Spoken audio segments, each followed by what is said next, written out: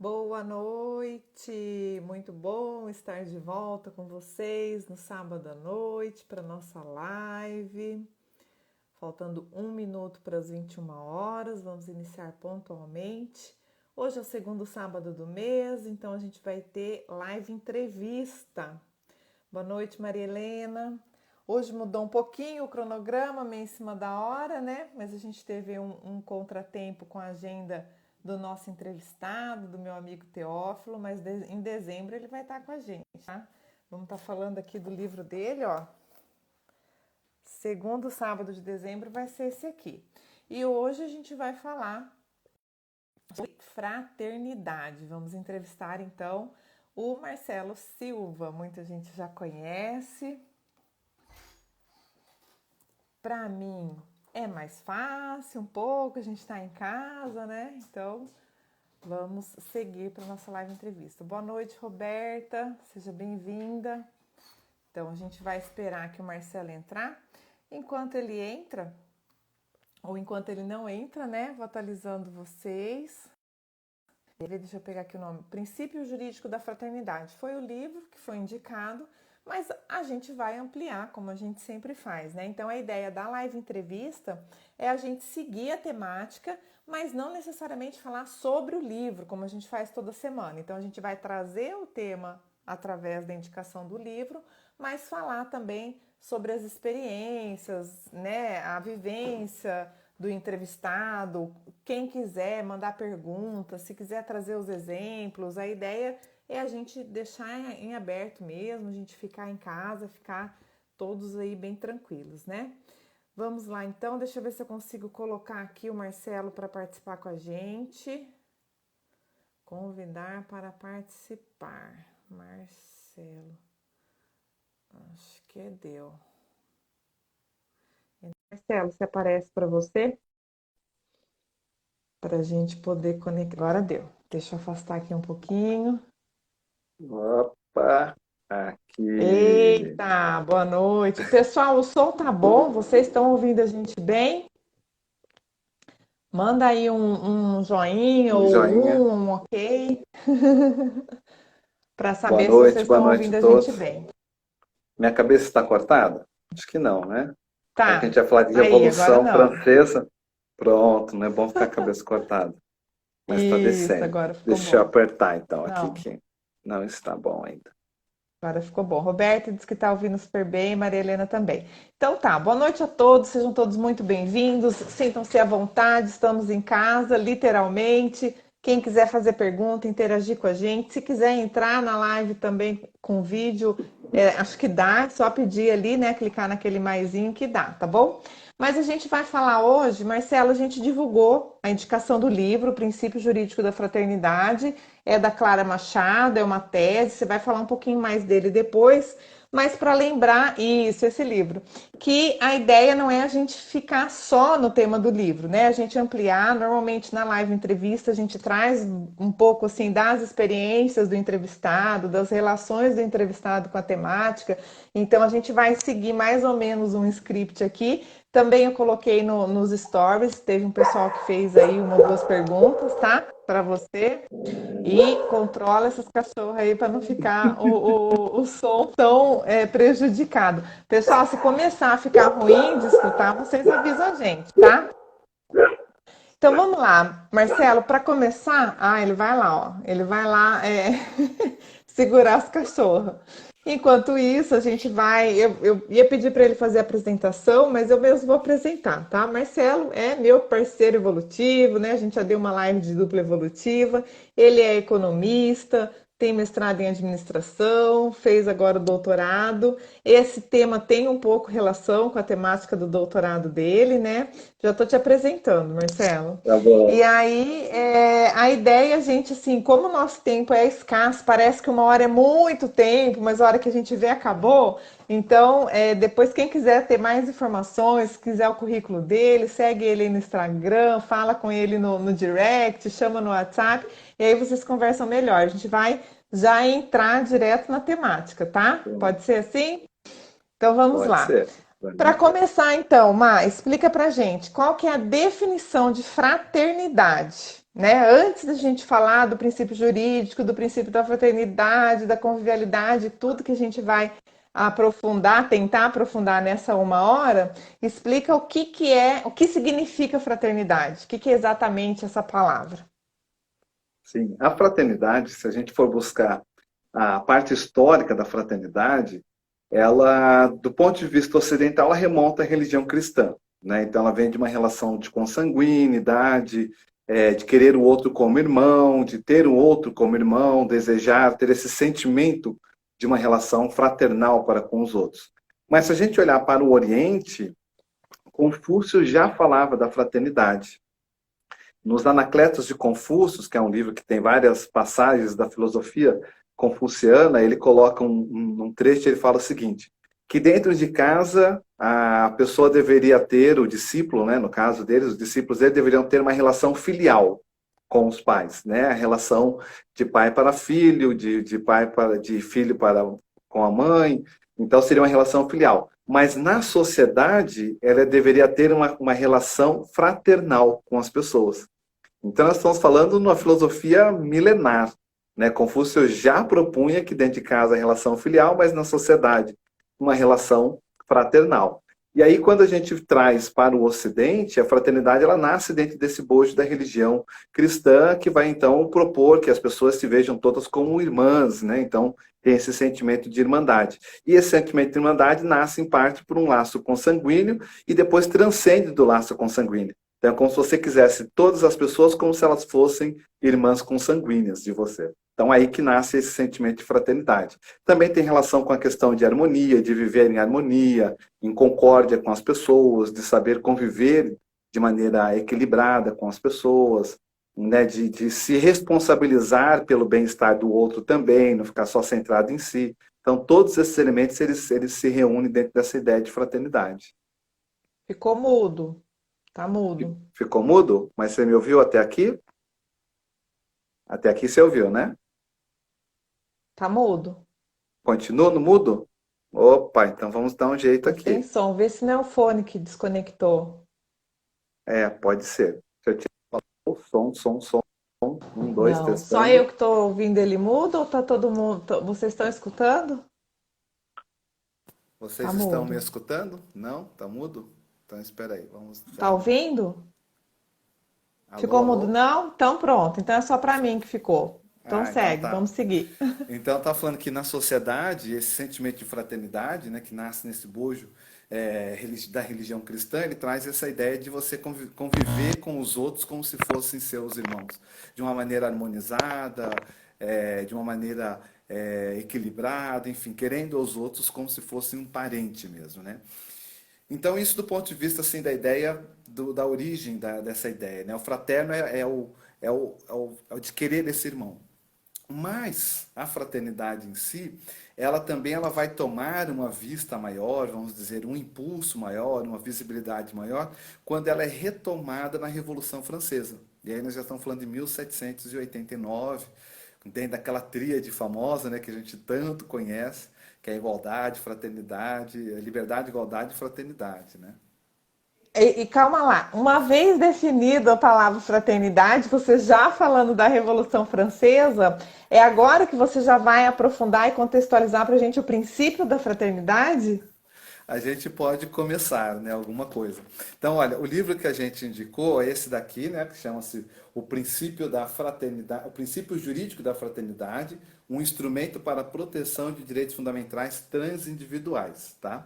Esse livro é da doutora Clara Machado, ela é doutora em Direito pela Universidade Federal da Bahia. Ela defendeu a tese de doutorado, esse livro é baseado na tese de doutorado dela, com algumas pequenas alterações. Ela defendeu a tese de doutorado dela em 2016. A tese tinha basicamente quase que o mesmo nome, mas era A Fraternidade no Direito Constitucional Brasileiro, um instrumento para a proteção dos direitos fundamentais transindividuais. Então, essa era a ideia aqui do livro dela. E o que ela defende, o que ela procura é fazer uma revisão de como que a fraternidade ela se insere dentro do processo jurídico brasileiro. E para fazer isso ela remonta, então, essa história de como que a fraternidade ela surge enquanto uma categoria jurídica dentro da nossa sociedade, né? E aí a gente vai entrar dentro desse processo que é a Revolução Francesa, quando surge esse movimento baseado no próprio iluminismo, e ele traz à tona essa tríade que era liberdade, igualdade e fraternidade, né? Liberté, igualité e fraternité. E dentro desse movimento da liberdade, fraternidade, igualdade, a fraternidade em si, ela acaba sendo um pouco esquecida, né? Ela acaba sendo um pouco deixada de lado. Ou seja, a própria sociedade que nasce na Revolução Francesa, uma sociedade muito individualista, que coloca o indivíduo como sendo o centro das ações e esquece um pouco do coletivo, ela dá mais destaque e acaba instrumentalizando mais a liberdade e a própria igualdade, né? Então ela começa essa discussão a partir de contextualizar tanto essa origem da fraternidade na religião cristã, como depois trazendo a fraternidade como uma categoria jurídica já na Revolução Francesa. E é bem interessante porque, assim, como é uma tese de doutorado, ela traz muita fundamentação na discussão da fraternidade para procurar descolar a ideia da fraternidade da religião e discutir a fraternidade como um princípio jurídico, né? Então, que está dentro das constituições, a própria Constituição brasileira também fala, né, que nós temos que tratar a todos com igualdade, liberdade, no espírito de fraternidade. Muito bom. A Carta dos Direitos Humanos também coloca que nós temos que tratar as pessoas no espírito de fraternidade, né? Muito bom. Boa noite, tem muita gente chegando aí, Everton, Ju, Ana, Alice. Agora eu tô com a tela dividida aqui, ó, não consigo mais ver todo mundo, tá? Mas sintam-se todos muito bem-vindos, acolhidos. Ângela acabou de chegar. E aí, Marcelo, você está falando do princípio de fraternidade, eu vou emendar aqui duas coisas que você já colocou, né? A questão do livro e da tese dela. Primeiro, o princípio da fraternidade é a mesma coisa que o princípio jurídico da fraternidade, tipo, eles são sinônimos, para falar do mesmo assunto quando a gente pensa nas duas coisas. E outra, falando em Revolução Francesa, a gente tem lá o tema que você também acabou de falar, né? Igualdade, liberdade, igualdade e fraternidade. Por que que a igualdade e a liberdade ficou tão forte mundialmente falando e a fraternidade parece que ficou renegada por um período, né? Agora, principalmente após esse momento de crise, pandemia, a gente percebe as pessoas mais preocupadas uns com os outros, então parece que desenvolvendo mais esse sentimento da fraternidade em si. Mas parece que dentro do trinômio aí, né, do liberdade, igualdade e fraternidade, a fraternidade foi deixada meio de lado. Porque todo mundo lembra dos direitos, eu tenho direito, eu quero ser livre, eu quero não sei o quê. E pouco se falou ao longo da história sobre a fraternidade em si. Então, são duas coisas que daí você vê a ordem que você Sim. acha melhor colocar, né, relação a esse trinômio e se é a mesma coisa, o princípio da fraternidade, o princípio jurídico da fraternidade, ou se não for a mesma coisa, se for diferente, quais são, né, as principais características de um e de outro.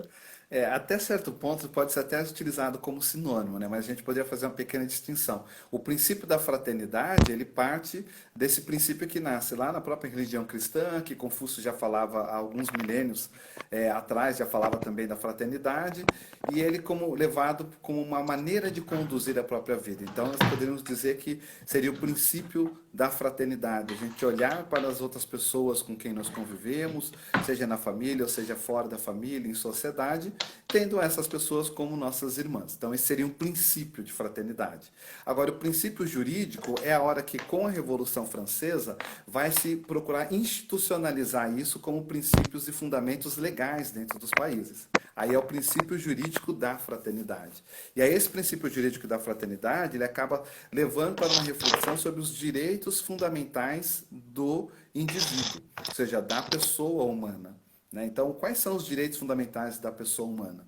Dentre eles está, com certeza, a liberdade, com certeza, a igualdade, a dignidade humana está dentro dos direitos fundamentais. E aí, quando se trata em princípio jurídico da fraternidade, existe uma discussão que ele está muito atrelado a uma maior participação das pessoas dentro da sociedade. Direitos que são chamados de transindividuais. Então, o direito transindividual ou o interesse transindividual é aquele interesse que ele é mais coletivo, que ele transcende somente o indivíduo.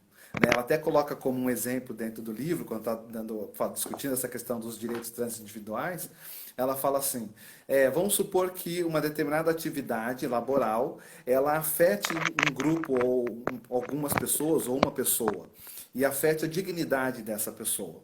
E essa pessoa ela recorra aos direitos fundamentais, constitucionais, para exigir que aquilo seja modificado.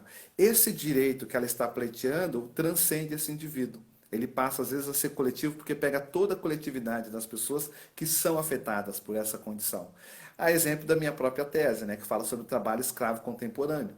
Então, são pessoas que estão trabalhando em condições degradantes, com limitação de liberdade, sob dívida, sob uma relação que ela mantém sempre uma dívida e não consegue sair, com condições que ferem a dignidade humana. Então, se uma pessoa recorre ao judiciário, e aí nós estamos falando então do princípio jurídico, ela vai transformar esse direito num direito além do individual, mais coletivo. Então, o princípio da fraternidade ele passa por esses interesses transindividuais. E ela também cita que o princípio jurídico da fraternidade, melhor dizendo, o princípio jurídico da fraternidade tem a ver com uma solidariedade social. Ou seja, que é a gente conseguir reconhecer as diferenças e se importar com as condições com que as outras pessoas vivem e procurar, a partir dos regramentos e dos ordenamentos jurídicos, estabelecer bases para um bem-estar social. Então, tentando resumir, o princípio da fraternidade pode ser um princípio que todos nós podemos colocar na nossa vida, né? De queremos as outras pessoas a partir do bem, como se elas fossem nossas irmãs. O princípio jurídico já vem de uma base jurídica que vai procurar entrar as políticas públicas, ações do Estado, etc. e tal. Aí você falou por que a liberdade e a igualdade foi tão instrumentalizada e a fraternidade esquecida, né? Tem um livro interessante, que ele é de um pesquisador, Antônio Baggi, que ele chama-se O Princípio Esquecido. O princípio da fraternidade, o princípio esquecido. Então, quando institucionalizou-se lá na Revolução Francesa, liberdade, igualdade e fraternidade, liberdade e igualdade se destacou porque queria se tirar um poder supremo, um poder de um monarca sobre as pessoas e tornar a coisa mais igual e as pessoas terem mais liberdade. Então isso se destacou do ponto de vista enquanto categoria política. E surge ali uma sociedade de consumo, uma sociedade interessada no aspecto mais individual. E a fraternidade ela foi alijada, ou seja, ela foi meio que esquecida, foi sendo deixada de lado. E a Clara, né, se eu posso chamar a doutora Clara Machado, né, autora do livro, ela traz essa discussão falando assim, mas a fraternidade ela é importante até para moderar a liberdade e a igualdade. Porque as pessoas têm liberdades? Têm. Elas têm igualdade? Elas querem ser tratadas como iguais? Não podem ser discriminadas? Sim. E aí, quando nós pleiteamos alguma coisa que isso vai afetar negativamente muitas outras pessoas, será que isso é fraterno? Às vezes está dentro da liberdade da pessoa, do direito dela de ser tratado como igual, mas os efeitos são danosos para outros grupos ou para muitos grupos. Então a fraternidade ela vem para tentar moderar também essa relação dentro da sociedade, né? E isso muda tudo, né, Marcelo? Eu acho, até vou emendar aqui a próxima pergunta, que é a seguinte, o pessoal colocou, mandou aí pelo Insta, né? No que a fraternidade influencia as relações humanas? Então, acho que tem tudo a ver com isso que você está trazendo, né? É o meu direito, mas é fraterno? E por que eu deveria questionar isso? O que interessa, né? Não interessa se é meu direito, se tá no meu direito, se é fraterno ou não, problema, cada um com seus problemas, né? Assim que a gente fala. Então, assim, fala um pouquinho, né, nessa influência da fraternidade nas relações humanas. Depois a gente pode aprofundar também, ou agora, o processo da convivialidade sadia, né?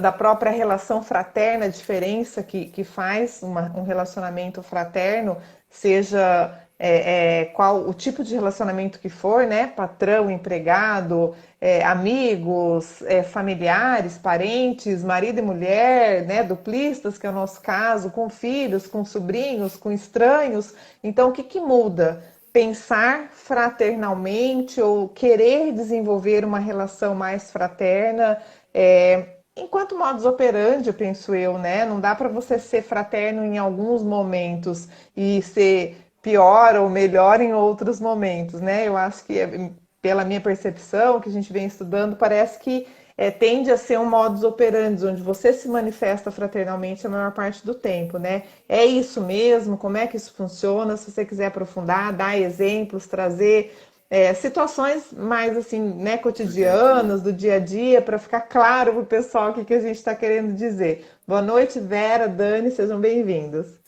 Então, veja, a pessoa que começa a pensar ou procurar instituir no comportamento dela esse princípio da fraternidade, nós estamos nem falando do princípio jurídico da fraternidade, né?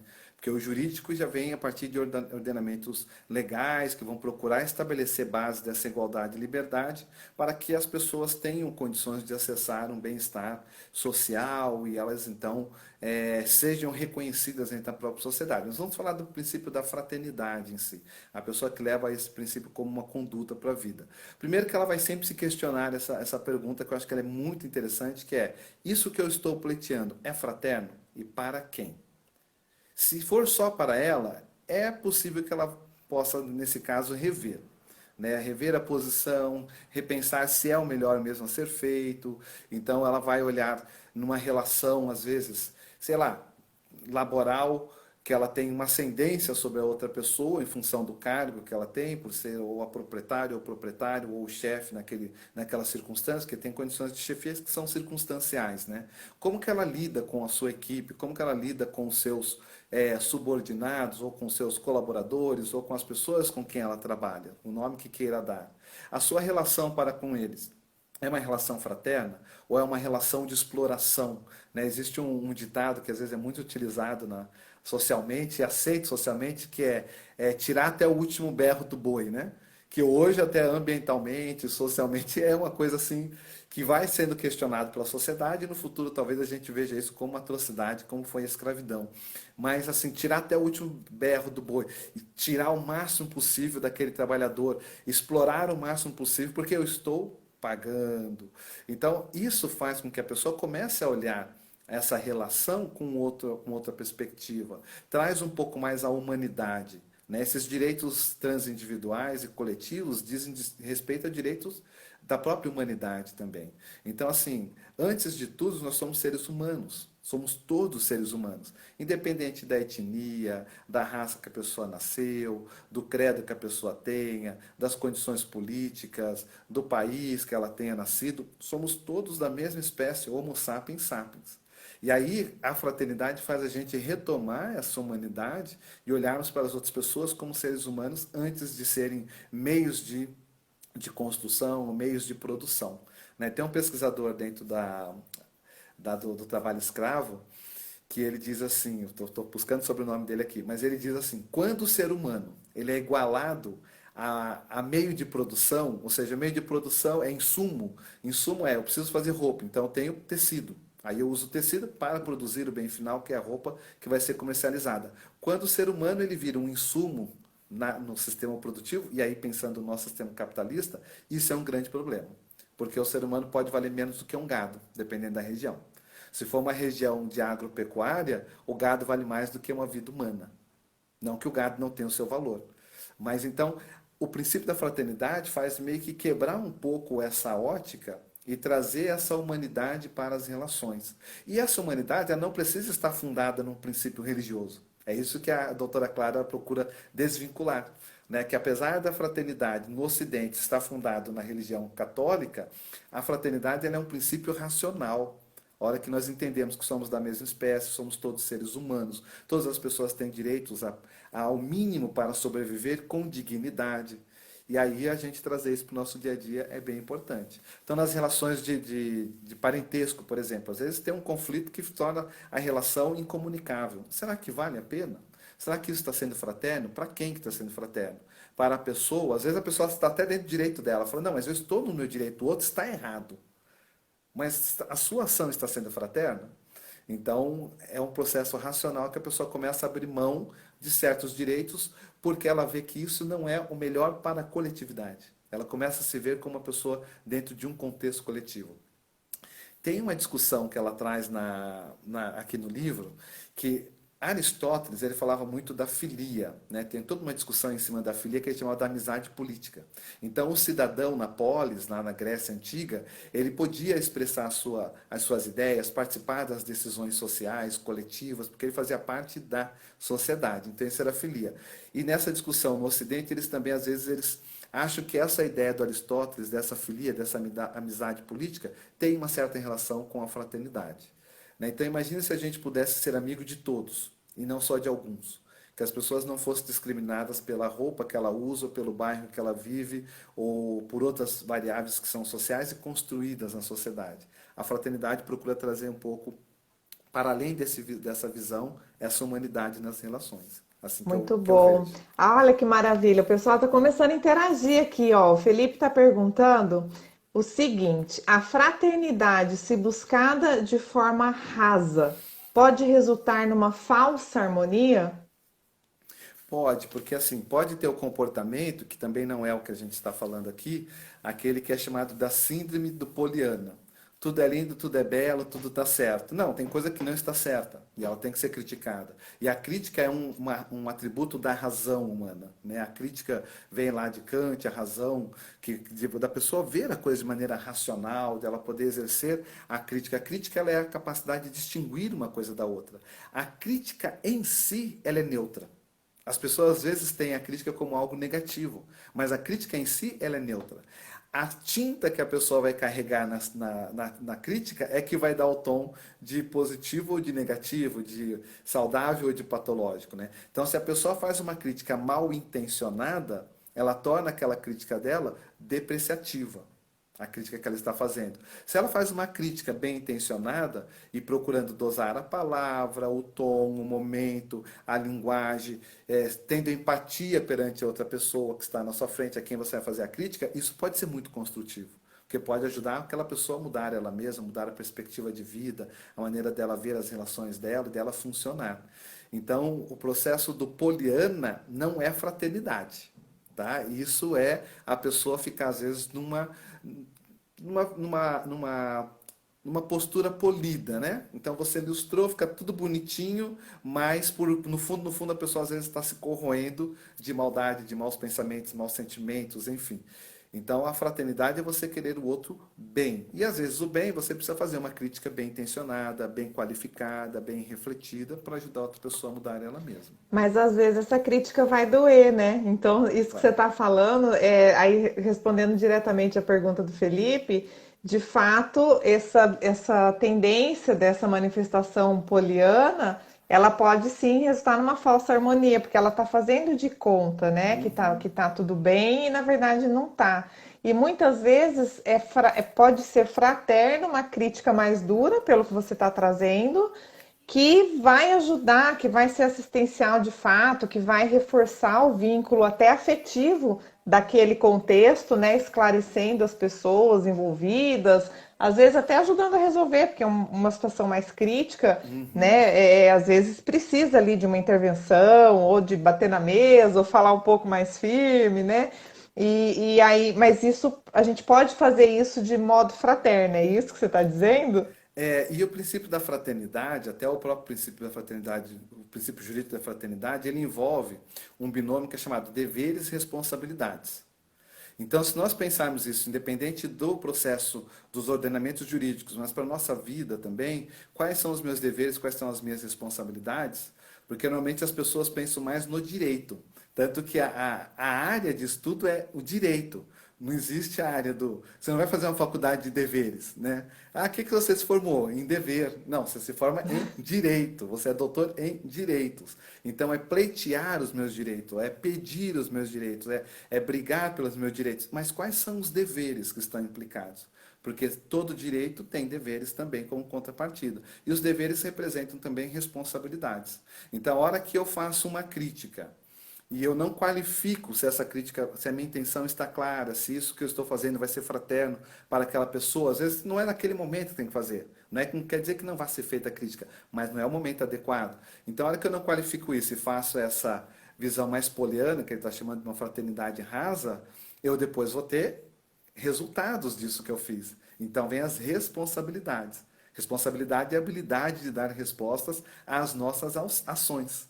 Então, a fraternidade, de certa forma, ela também traz no seu cunho um aspecto de maior autorresponsabilização, não só por você, mas também uma responsabilização pelo bem alheio, pelo bem-estar alheio do outro. Aí fala assim, não, mas eu não sou responsável pelo outro. É, de certa forma, não. Mas é, porque chega num ponto de que a pessoa, com a fraternidade, ela começa a pensar, será que eu fico quieta, eu fico tranquila de ver tantas pessoas sofrendo? O que eu posso fazer? E aí cada pessoa faz uma coisa. Nós viemos vou dar um exemplo bem claro. Nós viemos de um evento esse final de semana, né, de uma empresa que a gente está empreendendo, que é a Juness, e aí teve a Expo no Rio de Janeiro, e no final do evento foi sorteado uma BMW, tá? Uma BMW zero, valendo 200 mil. A pessoa que foi sorteada, ela não estava. E um dos critérios é que a pessoa tinha que estar lá no local. E chamaram o nome da pessoa, e chamaram o nome da pessoa, e esperaram, porque era um local muito grande, tinha mais de 5 mil pessoas lá no evento, e com todos os critérios de segurança, né? Enfim, e a pessoa não estava. Então vamos sortear de novo. Um dos diretores, um dos maiores diretores, o maior ticket, o maior diretor do Brasil desse segmento, ele fez a palestra final e ele na palestra dele falou assim: se eu ganhasse essa BMW, eu ia doar essa BMW para o GRAAC. GRAAC é uma associação que cuida de crianças com câncer, que lá no evento foi arrecadado mais de 300 mil que foi doado. Sorteou essa pessoa, a pessoa não está. Vamos sortear de novo, um baú cheio. O meu número não foi sorteado pelos dois últimos números, eram 7 números. Foi, tudo certinho. Quando chegou no sexto, não deu o meu número, foi bom, já não sou eu. Esse diretor foi sorteado.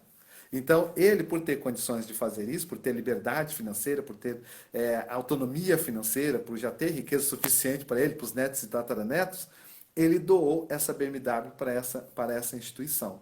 Então, você veja como que a pessoa nessa condição, que às vezes as pessoas podem ter até uma visão errada, né, de que dinheiro e riqueza é o mal da humanidade. Não, o mal da humanidade é o ser humano quando é mal.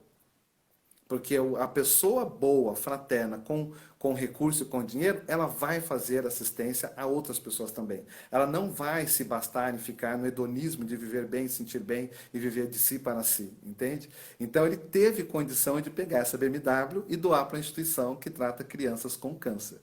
Então esse é um exemplo assim bem prático de como que o processo da fraternidade ele pode ser vivido e independe das condições sociais, né? Senão pensar, não, é só para quem tem dificuldade. Não, quem tem muito também tem desafio. No caso dele, ele falou, olha, eu posso comprar um carro desse tranquilamente, então eu vou doar para essas crianças.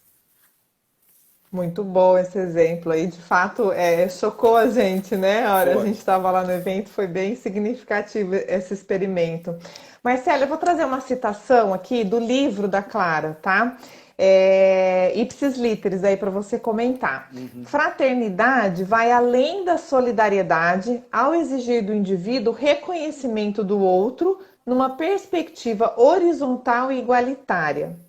A solidariedade, por sua vez, está imersa na fraternidade em sentido estrito, numa perspectiva vertical em que há clara situação de hipossuficiência ou vulnerabilidade na relação.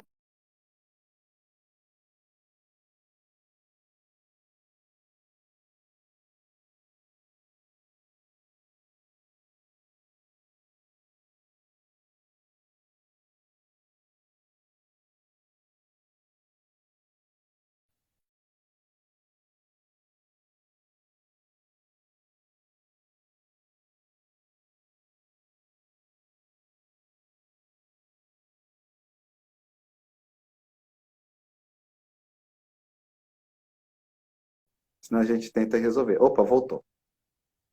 Voltou. Eu Isso. vou ter que ir no 4G, Marcelo. Não sei se você quer colocar aí também, né? Se tá bem o seu sinal. Desculpa aí, pessoal, mas né, Vamos em frente. acontece, quem sabe faz ao vivo e é assim mesmo. A vivo é Mas a gente assim. estava falando dessa frase aqui da Clara Machado. Depois que a gente, né, vai lá no dicionário, pega o significado do sentido estrito, da perspectiva vertical, da hipossuficiência e da vulnerabilidade, a gente compreende um pouco o que quis dizer. Mas fala um pouquinho isso, né? Da fraternidade, dessa relação com a solidariedade, o que, que é a perspectiva horizontal igualitária, o que, que é essa perspectiva vertical, né? Essa diferenciação entre eles. Sim. Então, veja, a questão aqui é bem a linguagem acadêmica, né? Então, ela traz bem o academicismo, que é o comum, né? Você está falando com doutos, com pessoas que têm doutos saberes já nessa área. Mas quando ela fala que a solidariedade ela está dentro de uma perspectiva horizontal, existe uma relação da solidariedade horizontal e da solidariedade vertical. A horizontal é aquela que nasce a partir da própria ação do indivíduo, que reconhece o outro como igual, e ela se move para fora de si em favor do outro quando ela vê algo que o outro está carente de. Então, o hipossuficiente é aquele que está abaixo do suficiente para viver, por exemplo. São milhões de pessoas no mundo que vivem abaixo da linha da pobreza, da extrema pobreza. Né? Você pega países e países no continente africano, você pega no próprio Brasil, quantos invisíveis estavam aí vivendo com menos de R$ 1 por dia, enfim, ou não tendo nada. Então, são pessoas que são hipossuficientes, que estão numa condição de extrema vulnerabilidade. E que na nossa sociedade, qual é o comum? É que as pessoas queiram que essas pessoas desapareçam. Então, socialmente é desejado isso. E a hora que a gente pensa isso, é até duro de pensar, mas é a realidade, né? Então, próximo de um restaurante muito chique, as pessoas não vão querer ver pessoas em condições de rua, entende? Colocam seguranças para tocar, como se fossem animais, tocar, esse é o termo. Não, toca daqui, afasta daqui. Então, a sociedade em si, que é a sociedade fundada lá na Revolução Francesa, dentro de uma perspectiva liberal e de uma perspectiva individualista, ela quer apagar esses invisíveis. São essas pessoas que são chamadas de hipossuficientes. Então, a solidariedade horizontal é aquela que nasce a partir de uma ação do indivíduo, independente de qualquer lei. Né? A gente vê, por exemplo, em grandes tragédias, nasce essa solidariedade horizontal. Nós vimos na pandemia, quando as pessoas não tinham o que comer, quantas pessoas se juntaram, arrecadaram alimento, empresas doaram máscara, doaram álcool, doaram cesta básica. Então, não foi nenhuma lei que veio verticalmente e falou, as empresas têm que doar para essas pessoas que são hipossuficientes ou que estão em condição de vulnerabilidade. Foi esse princípio da fraternidade dentro das pessoas, essa humanidade, de ver as pessoas com tanta carência, com tanta falta que eles procuraram fazer esse movimento. Vamos pegar um outro exemplo, Brumadinho, quando estourou lá a barragem. Então, quantas pessoas também que se movimentaram, que doaram comida, doaram roupa, alojaram pessoas que estavam próximas, enfim. Esse é o princípio da solidariedade horizontal. É você, como ser humano, agindo em favor do outro e sendo solidário a. O vertical é quando vem, então, o princípio jurídico da fraternidade, que é a partir de uma lei. Então, vem uma lei de cima para baixo e fala, olha, é necessário dar um tipo de benefício para as pessoas que são hipossuficientes. Existe uma lei. E aí começa toda uma discussão política, quanto que vai ser? Se vai ser R$ 600, se vai ser R$ 200, enfim. Mas é a solidariedade vertical. Então, a fraternidade ela está para além disso. A solidariedade está dentro. Né? Então, no momento que eu vou fazer valer o princípio jurídico da fraternidade, pode existir a solidariedade vertical. Então, um legislador, um operador de direito, ele faz uma lei para que atenda esses hipossuficientes e vulneráveis. E, por outro lado, a partir do princípio da fraternidade dentro do ser humano, ele pode exercer a solidariedade horizontal. Olhar para o lado, sair do próprio umbigo, ver quem está precisando e doar para essas pessoas. Né? Então, às vezes, o que a gente acha que para a gente não é nada, para outra pessoa é a vida. Salva a vida daquela pessoa naquele dia. Sabe? Então, e aí existem instituições, existem órgãos, existem campanhas, né? Como, por exemplo, fala assim, não doe nos sinais, nos semáforos, procure instituições que atendem essa comunidade. Existem várias instituições que atendem comunidades. Eu me solidarizo muito com pessoas de câncer, como foi o caso, né? Que a gente contou lá do caso. A pessoa, só para dar o final que a gente depois recebeu o áudio, a pessoa que foi sorteada na BMW é uma mulher angolana e que ela não estava no evento mais. Ela não estava, ela fez a entrada, porque ela comprou lá um ticket para poder participar do evento, mas ela não estava presencialmente. Essa mulher, ela teve câncer em 2019. Então, quando ela soube que ela que foi sorteada não estava, sorteou de novo e saiu o Marcos Clemente, que já tinha falado publicamente na palestra dele, se eu fosse sorteado, eu doaria essa BMW, ela ficou super contente, porque ela falou assim, puxa, eu defendo muito essa causa das pessoas que têm câncer, porque eu já passei por isso e hoje ela está curada. Entende? Então, existem instituições e é uma maneira da gente exercer essa solidariedade horizontal. Muito bom. Agora a gente vai aqui trazer a pergunta da Roberta, tá? Marcelo, como você. Opa, peraí. Como você entende que Como você entende que seria o modelo de trabalho anti-escravagista e como seria a implantação nas organizações? Então, acho que você fez a referência ali à sua tese também de doutorado, né?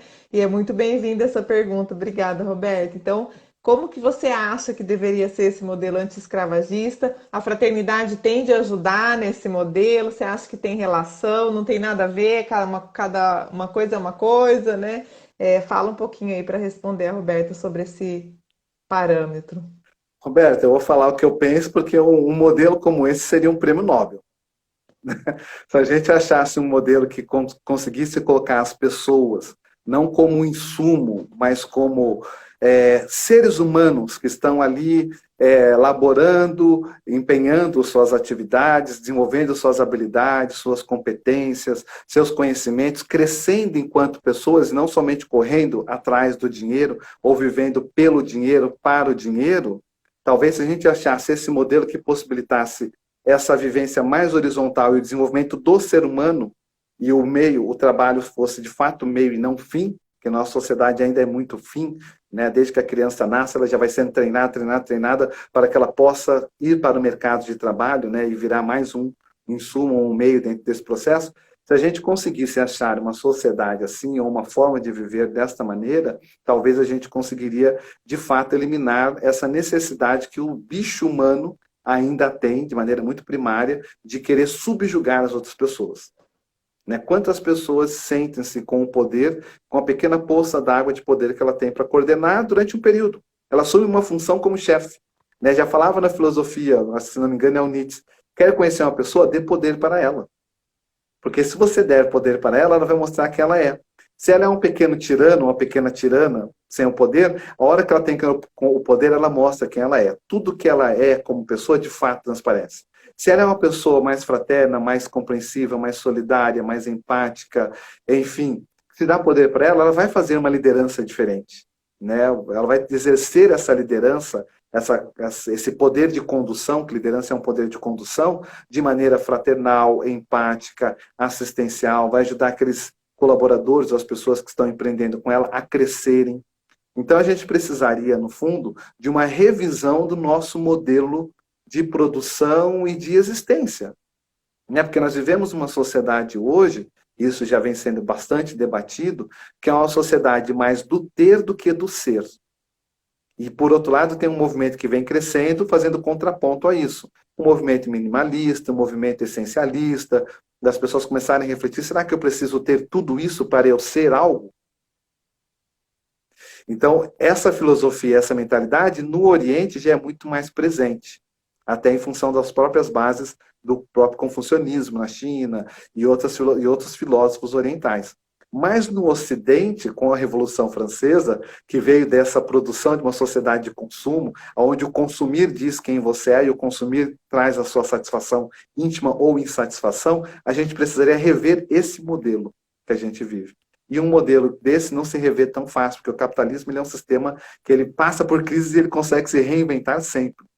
Então, precisaria de fato de uma mudança social radical na mentalidade. Talvez começando pelos líderes, aí veria uma solidariedade vertical, a partir de leis que trouxesse mais equilíbrios, igualdades e deveres cumpridos, enfim, um laço de sociedade mais equilibrada, para que depois as pessoas começassem a viver isso também no seu dia a dia. Tá? Mas se conseguíssemos criar um modelo, uma teoria demonstrando isso, acho que seria para mandar para concorrer ao prêmio Nobel, porque de fato pode fazer muita diferença na sociedade. A gente tiraria esses 10% de pessoas que têm 90% da riqueza do mundo, enquanto 90% das pessoas têm 1% ou 5%, enfim, menos do que isso da riqueza do mundo. Quem sabe essa live chega a alguém aí, inspire alguém, né, para ajudar a pensar junto sobre esse modelo. E aí, Marcela, a próxima pergunta, você falou no ser fraterno, né? Eu até ia pular aqui que eu ia falar que você já respondeu, porque a pessoa mandou pelos stories lá do Insta, ela perguntou assim, é mesmo importante ser fraterno? Por quê, né? Por que que importa ser fraterno? E apesar de você já ter falado um pouco, se puder responder diretamente essa pergunta, e ela, a pessoa emenda, ela coloca assim, ó, e as pessoas más? Como ser fraterna com gente ruim? Uhum. Interessante. Então, veja só. Por que que a gente precisa ter liberdade? O princípio é liberdade, igualdade, fraternidade. A fraternidade, ela vem moderar a sua liberdade. A sua liberdade termina onde começam os meus direitos. Não é isso que a gente aprende, né? Então, o seu direito termina onde começa o meu. E esses limites que são estabelecidos são limites que são moderados a partir do princípio da fraternidade. Né? Então, a igualdade. Por que tratar as pessoas como iguais? Né? Por que isso? Por que ter esse respeito para com o outro? Por que que o outro não é menor e inferior que eu posso, de fato, sim, subjugar e sobrepor e dominar e usar e fazer o que quiser dessa pessoa? Entende? Então, a fraternidade ela vem moderar também essa necessidade de igualdade. Então, a fraternidade ela é uma moderadora dos níveis de responsabilidades dos seres humanos de um para com os outros. Porque nós vivemos em sociedade, vivemos numa sociedade, numa coletividade. Ninguém vive sozinho. Você não consegue produzir tudo que você precisa. Se você está nos vendo, alguém está produzindo essa energia, alguém está provendo você com essa internet, alguém construiu esse celular. Então, nós vivemos numa sociedade que ela é coletiva. A fraternidade vem para moderar essas relações. Se as outras pessoas são más, é um problema delas, não meu. Ou seja, eu vou tentar trabalhar para que eu seja uma versão melhor de mim a cada dia. E para as pessoas que transgridem, e aí vamos pegar mal ou bem, vamos colocar dentro de um ordenamento mais jurídico, né? Já que nós estamos falando do princípio jurídico da fraternidade, instrumentos para a proteção de direitos fundamentais, existem leis para isso. Né? Essas leis elas nascem também para poder regrar a liberdade, a igualdade e a fraternidade. Então, a pessoa não pode transgredir os seus direitos, porque existem leis que dizem a respeito disso. Uma pessoa não pode tratar o outro como se fosse um animal, que é, por exemplo, os casos de ferir a dignidade humana, manter em cárcere privado, explorando o trabalho da pessoa e mantê-la sob dívida. A pessoa não pode, ela não tem direito a fazer isso com outra pessoa, porque outra pessoa é uma pessoa humana. E essa pessoa humana ela tem o direito da liberdade, da igualdade e de ser tratado com fraternidade. Então, a hora que a gente esquece a fraternidade, todas essas transgressões que você está chamando de maldade, e que aí são os ilícitos jurídicos que são tipificados e são penalizados e são fiscalizados, elas têm mais margens de ocorrer. A fraternidade, eu penso, né, e até um dos meus interesses com o tema das fraternidades é talvez fazer um pós-doutorado sobre essa temática, né, porque já existe doutorado sobre fraternidade na UFSC e em outras universidades fora do Brasil.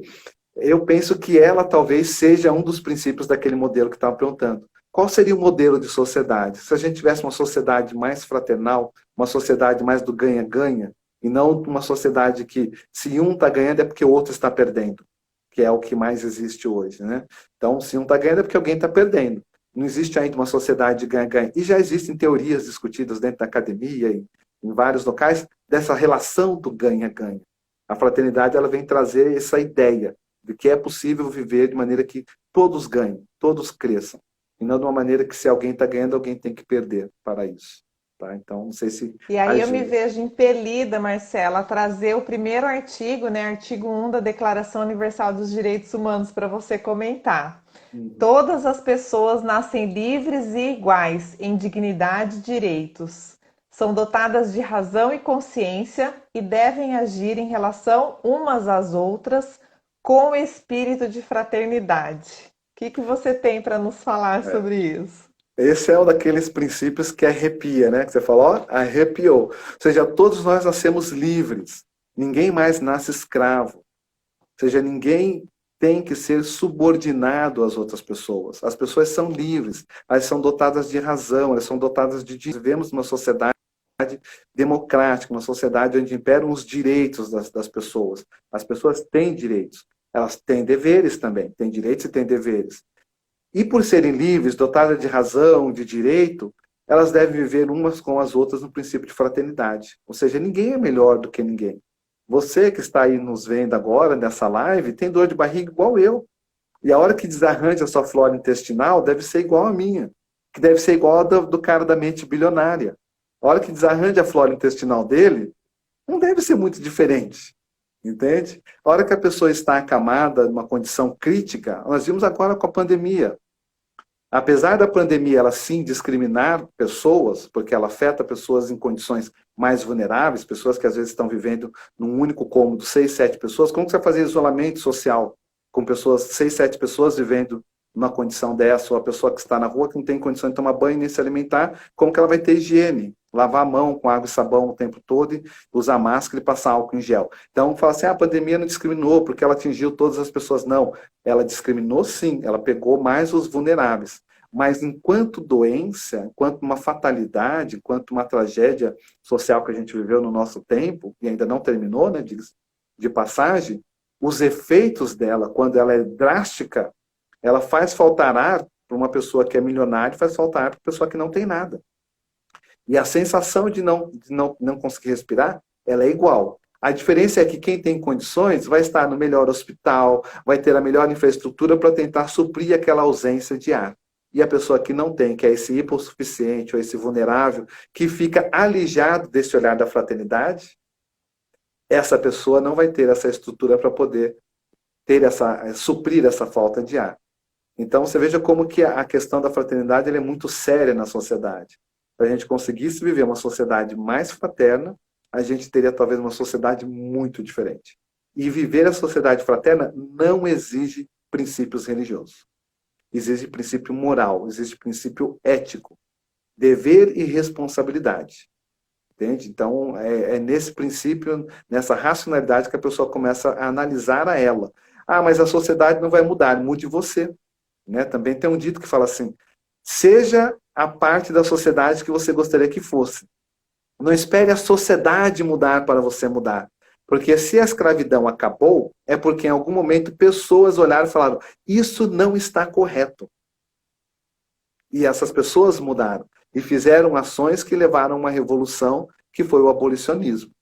Então, esse princípio dos direitos humanos traz bem a nossa realidade. Todos nós somos iguais. O que você tem de bem, a mais ou a menos, não diz que você é menos ou é mais enquanto ser humano, enquanto pessoa, com dignidades e direitos e deveres na sociedade.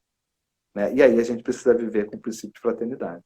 Agora, você veja, é um princípio assim, que foi instituído em 1948, com a Declaração dos Direitos Humanos, mas que até hoje a gente ainda tem muita dificuldade na sociedade para viver isso. É verdade. E aí, a gente já chegando aí nos 10 últimos minutos, eu falei que ia passar rápido, a gente não vê a hora passar, né? Eu queria que você desse dicas, eu chamo de boas práticas, mas às vezes vai além disso, né? Então, assim, como desenvolver esse sentimento de fraternidade? Às vezes, né, tipo eu, assim, sou uma pessoa muito justa, gosto de tudo direitinho, chega a ser chata, muito exigente, e isso às vezes me leva para um lado mais rígido que eu acabo, né, perdendo essa questão da fraternidade. Então, quais são as suas dicas? Práticas, sabe? Para a gente poder desenvolver, né, esse sentimento de fraternidade ou esse modus operandi de fraternidade. E por onde começar? Como que a gente faz isso? Como é que muda? Se é que muda? É possível? Alguém já conseguiu? Então quer dizer que eu posso conseguir também? Quais são aí as suas dicas, né, práticas para a gente partir para ação e começar a ter ações e sentimentos mais fraternos a partir dessa live? Uma coisa que eu penso é assim, a gente se inspirar em pessoas que já dão exemplos de fraternidade. Então, independente da sua formação, da sua filosofia de vida, olhe quem já dá exemplo. Quem são os prêmios nobres? O que eles fizeram? Quem é prêmio Nobel da Paz? Que ação que ele fez? Quem está ganhando? Quem está pensando na coletividade? Porque os interesses transindividuais ou os direitos transindividuais que fundamentam a discussão jurídica da fraternidade são interesses coletivos que vão para além do indivíduo. Então, a gente começar a criar essa mentalidade mais coletiva, de pensar mais socialmente, de pensar para além somente das nossas necessidades instintuais de sobreviver, de manter-se vivo, né? Porque é um processo do bicho, o ser humano, o Homo sapiens, ele precisava sobreviver, então ele caçava, ele se protegia, ele acumulava, ele queria ter os seus bens para poder manter a sua prole. Então a gente já está numa condição que a gente pode racionalmente transcender esse tipo de comportamento. Não espere exemplo dos outros apenas.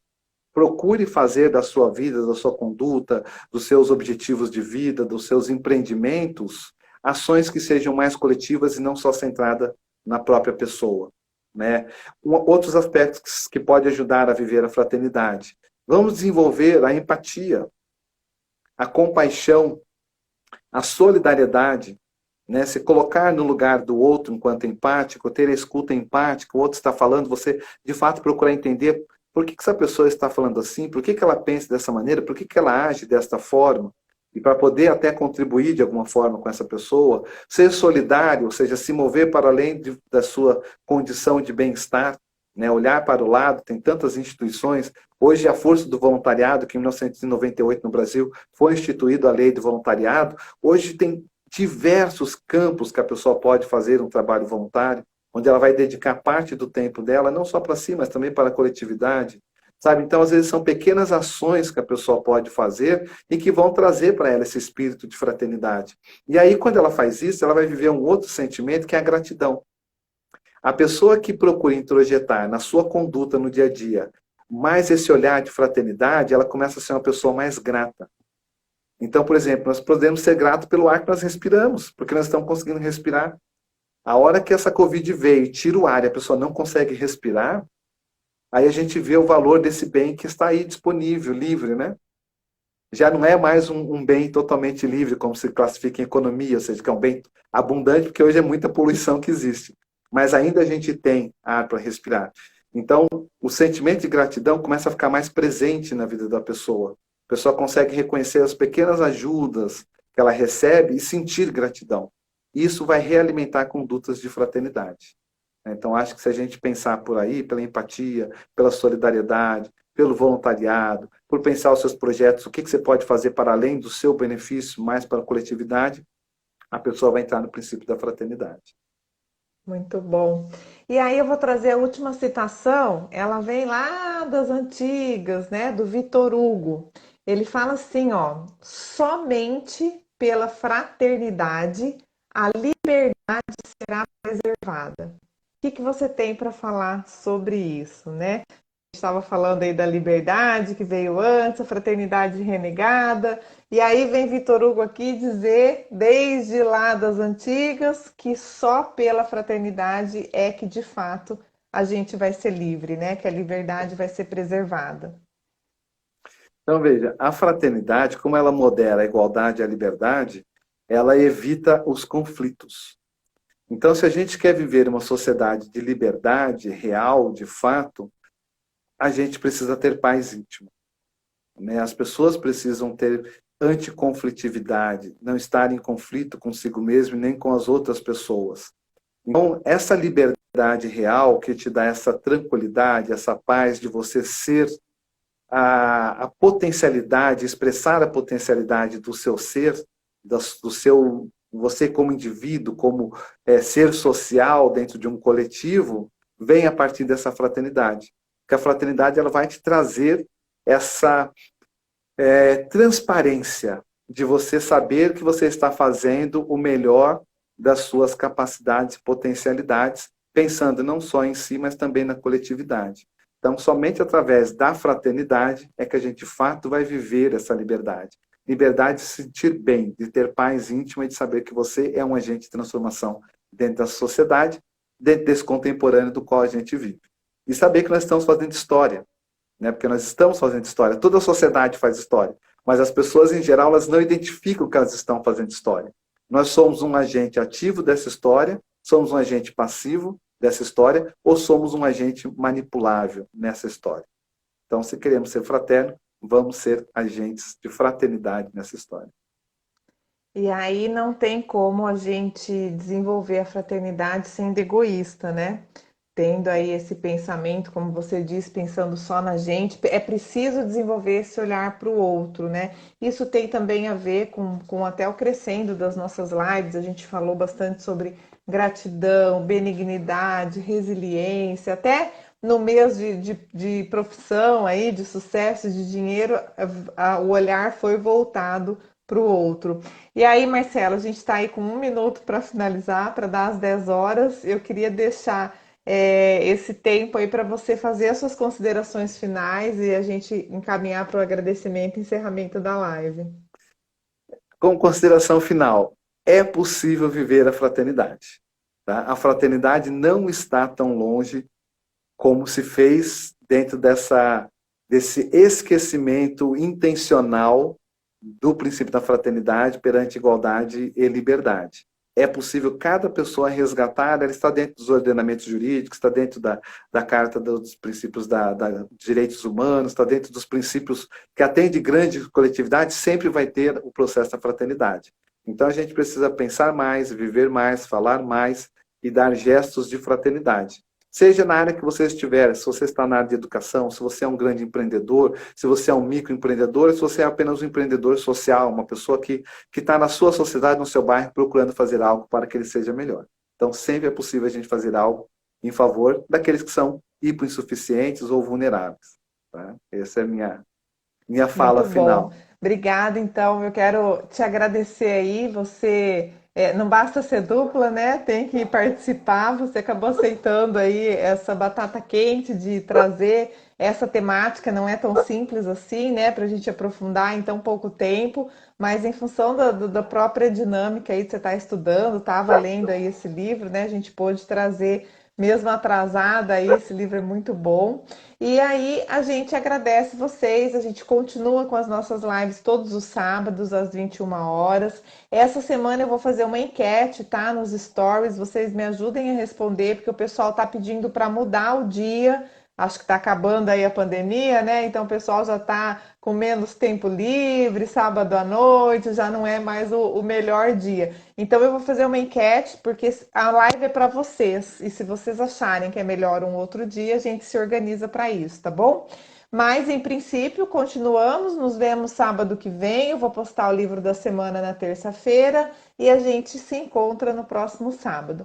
Tenham todos uma excelente semana, ótimo fim de sábado e um domingo maravilhoso. Beijo grande, obrigada e até sábado que vem. Obrigado, gente. Obrigado pelo convite. Um abraço a todos.